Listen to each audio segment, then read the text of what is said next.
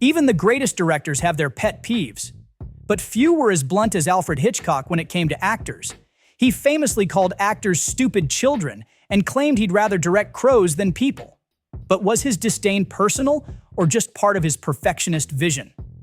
Let's dive into the brutally honest and sometimes hilarious truth about how Hitchcock really felt about his stars.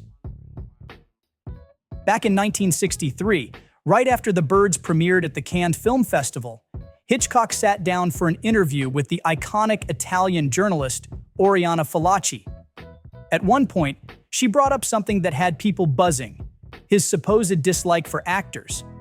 Apparently, he'd been quoted calling them cows, and the journalist wasn't about to let that slide without getting some answers. Never one to mince his words, Hitchcock, in his oh-so-gentle manner, cleared this up. When they aren't cows, they're children. That's something else I've often said. The majority of actors are stupid children. They're always quarreling, and they give themselves a lot of airs. It's easy to think Hitchcock just had a personal grudge against actors based on some of his comments, but that's not really the case. On a personal level, he didn't mind them at all.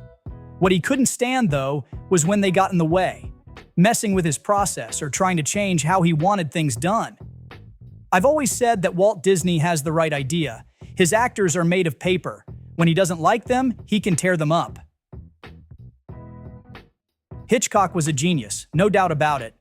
But when it came to working with actors, he was all about keeping things strictly by the book. If an actor tried to add their own ideas or ask for more direction, Hitchcock would get pretty annoyed. He didn't like any disruptions on set, and that included anything from the actors themselves. This attitude wasn't just about how he directed his actors.